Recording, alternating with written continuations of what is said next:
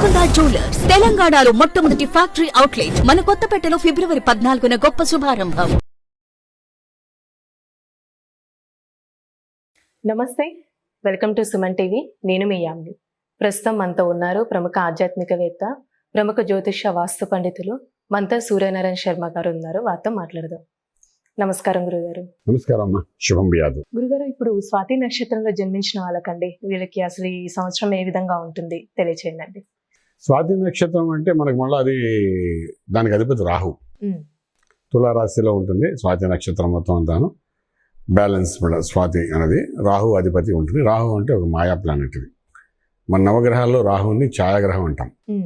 ఈ ఛాయాగ్రహం ఏంటంటే మ్యాజిక్, ప్రపంచం అంతా మ్యాజిక్ చేస్తుంది అంటే రాహు ప్రభావం అంటాం.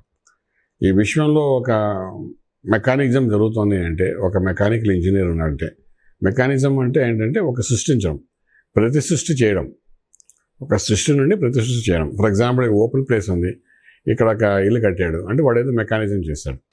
చేస్తే కదా భూమిలో ఆ ఇల్లు కట్టడం. భూమిలో చెట్లు ఇచ్చిననుకోండి, అది ప్రకృతి చేసిన పని. కానీ భూమిని తవ్వి ఆ పై నుండి వాడు ఇటుగా అవన్నీ వేసి ఒక ఇల్లు కట్టాడు, వాడు మెకానిజం చేస్తున్నాడు, ఇంజనీరింగ్ చేసి. ఒక ఇంజనీర్ ఉన్నాడు అంటే భూమి మీద, అది బికాస్ ఆఫ్ రాహు. ఒక కమ్యూనికేషన్ స్కిల్ జరుగుతుందంటే బికాస్ ఆఫ్ రాహు. ఒక కమ్యూనికేషన్ అంటే ఫర్ ఎగ్జాంపుల్ మీడియా కమ్యూనికేషన్ తీసుకోండి, టెలిఫోన్ కమ్యూనికేషన్, ఇవన్నీ రాహుమయ అని చెప్తాం. సినిమా రంగం అంతా రాహుమయ. స్క్రీన్ మీద అక్కడ ఏం ఉండదు, ఒక లైట్ పడుతుంది, ఆ లైట్లో సినిమా కనబడుతుంది, మనం ఎంజాయ్ చేస్తాం. నిజంగా చెప్పాలంటే అక్కడ అంత ఉంది, స్క్రీన్ ఒకటే. యాక్చువల్లీ అక్కడ మనుషులు ఎవరు ఉండరు.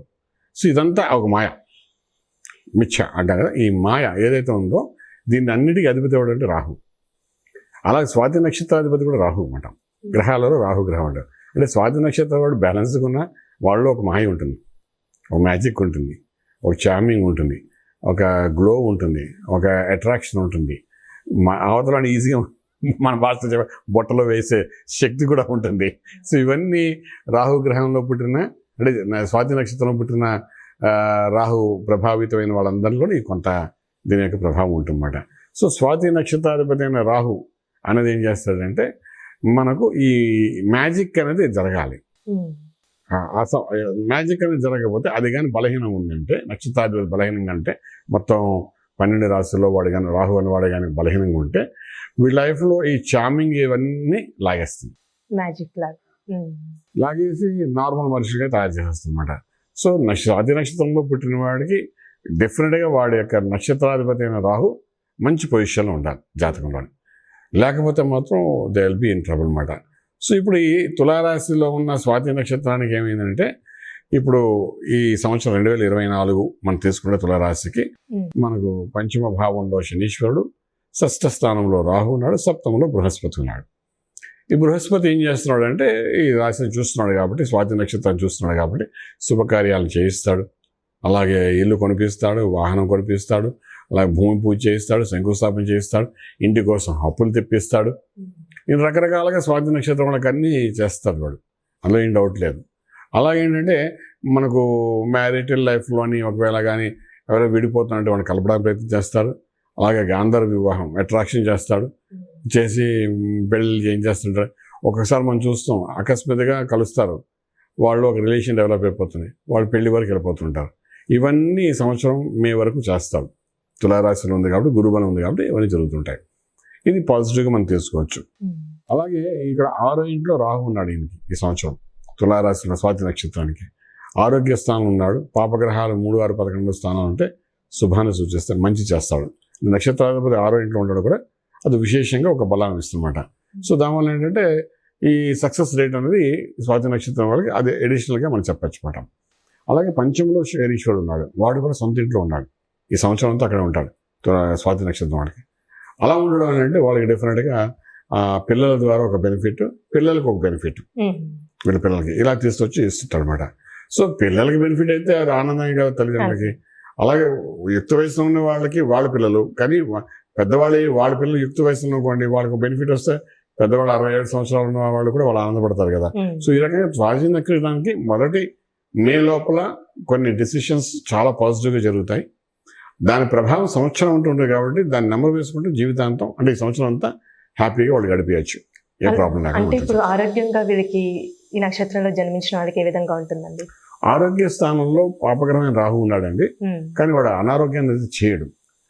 ఒకటి ఏం చేస్తాడంటే వాడు పాపగ్రహమై ఉండి 6 ఉన్నాడు కాబట్టి ఏదైనా పూర్వాశ్రంలో ఉన్న అనారోగ్యం ఉంటే దాన్ని బయటికి తీసి కరెక్షన్ చేసి మళ్ళీ మనిషి ఆరోగ్యవంతుడు చేస్తాడు. సో 6 రాహు ఉండడం, అక్కడ ఒక ఏడాది ఉండడం వల్ల ఏంటంటే పూర్వాశ్రంలో ఉన్న రోగాలన్నింటినీ కరెక్షన్ చేసేస్తాడు, చేసి మిమ్మల్ని మళ్ళీ హెల్తీగా పెడతాడు. ఫర్ ఎగ్జాంపుల్ మా అలాంటి వాళ్ళు ఉన్నారనుకోండి, మా కొలెస్ట్రాల్, థైరాయిడ్, షుగర్ ఉందనుకోండి, మాకు చెప్తాడు మేడం, ఎవరే నువ్వు వాకింగ్ చేయరా, మెడిసిన్స్ వాడుకోరా, డైట్ కంట్రోల్ చేయరా, ఇవన్నీ మార్గాలు చూపిస్తాడు వాడు రాహు. చూపించి సెటిల్ చేసేస్తాడు. మాక్సిమం 6 monthsలోనే మనిషి ఆరోగ్యవంతుడికి చేస్తాడు. సో ఇలాగా 6 రాహు ఉండడం వల్ల బెనిఫిట్ తప్ప నష్టం అయితే వాళ్ళకి ఏం కనిపించదండి. అలానే ఇప్పుడు వ్యాపారస్తులకండి నక్షత్రంలో జన్మించిన వాళ్ళకి అసలు ఏ విధంగా ఉంటుంది? ఈ నక్షత్రం జన్మించిన ఈ సంవత్సరం మనం లెక్కేసుకుంటే మాత్రం 10th house and 9th house చాలా బాగుందండి వాళ్ళకి, తులారాశి వాళ్ళకి. అలాగే దానికి తోడు ఈ పంచములు అంటే అష్టైశ్వర్య భోగభాగ్యాలు ఇచ్చే ప్రదేశంలో ఈ రాశికి విపరీత రాజ్యం ఇచ్చే శనీశ్వరుడు అక్కడ కూర్చున్నమాట. అంచేత ఏంటంటే వీళ్ళు డెఫినెట్గా ఏదో ఒక రూపంలోని మనకేంటంటే రావాల్సిన 10 రూపాయలు అంటే దానికి ఇంకో 10 రూపాయలు యాడ్ చేసి 20 నుండి 25 రూపాయలు ఇప్పించేటట్టు ఉంటాడు తప్ప నష్టపరిచేటట్టుగా అయితే వ్యాపారస్తులకు ఉంటాడు. అలాగే ఉద్యోగస్తులు కూడా చేసే హార్డ్ వర్క్ బట్టి ప్రమోషన్ ఒక 10% వస్తున్నకుంటే ఇంక్రిమెంట్ ఒక 20% రావచ్చు. అలాగే మనం చేసే ఈవెంట్స్ ఉంటాయి, లేకపోతే ఒక కంపెనీ కార్పొరేట్ అనుకోండి, అగ్రిమెంట్స్ అనుకోండి, కాంట్రాక్ట్స్, ఏ పని చేయాలనుకున్నా మన ఓవరాల్గా యావరేజ్గా తీసుకున్నా కూడా ఏడాది ఎండింగ్ అయ్యేసరికి ఆ పని ఎక్స్పెక్టేషన్ కంటే ఒక 20-30% హైక్స్లోనే మనకు in the form of money benefits వచ్చే అవకాశం అయితే బాగా కనబడుతుంది. అలానే ఈ నక్షత్రంలో జన్మించిన వాళ్ళకంటే రాజకీయ నాయకులకి అసలు ఏ విధంగా ఉంటుంది ఈ సంవత్సరంలో? సాధారణంగా ఈ రాహు యొక్క ఇన్ఫ్లుయెన్స్ ఉంది కాబట్టి ఫస్ట్ హాఫ్ అది బాగానే ఉంది. స్వాతి నక్షత్రం వీళ్ళొక మ్యాజిక్ ప్లానెట్స్ అంటాం. చాలా మంది రాజకీయ నాయకులు మనకు స్వాతి నక్షత్రం పుట్టిన వాళ్ళు ఉన్నారు. చిత్తా స్వాతి రెండింటిలో పుట్టిన వాళ్ళు అనుకోండి. ఈ యొక్క ఆ రంగంలో ఉండేవాళ్ళు బ్యాలెన్స్గా ఉంటారు. బ్యాలెన్స్గా ఉండడం అనేది అంత కంఫర్ట్ జోన్ కాదు.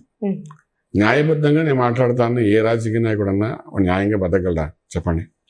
సో ఈ బ్యాలెన్స్గా ఉండడం వల్ల ఏంటంటే మంచిగా ఉంటుంది, చెడు ఎక్కువ ఇన్ఫ్లుయెన్స్ చేస్తుంది.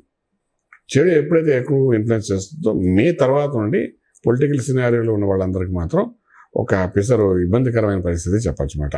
ఎందుకంటే వాళ్ళు ట్రాన్స్పరెంట్గా ఉన్న ప్రజానాయకులు చాలామంది ఈరోజు ఫర్ ఎగ్జాంపుల్ మన ఎవరంటే ఉన్నారు, చాలామంది ఐఏఎస్ ఆఫీసర్స్, ఐపీఎస్ ఆఫీసర్స్ ఉన్నారు, పొలిటికల్గా దిగిన వాళ్ళు ఉన్నారు. జయప్రకాష్ గారు ఉన్నారు, బ్యాలెన్స్గా ఉంటానంటాడు, కానీ ఆయనకి ఏముంది పార్టీ. సో రేపు ఉదయం లక్ష్మీనారాయణ గారు ఉన్నారు, పార్టీ పెట్టే నేను ముందుకు వెళ్తానంటారు.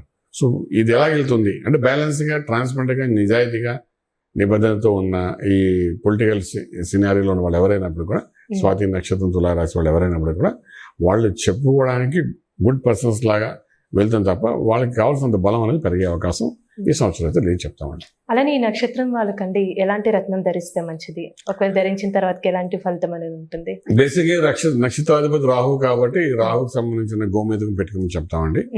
రాహు ప్లేస్మెంట్ బట్టి పెట్టుకోవాలండి, చాలా రిస్క్తో కూడిందన్నమాట. మిగిలిన నక్షత్రాలలాగా దీన్ని మనం తీయడానికి వీలేదు.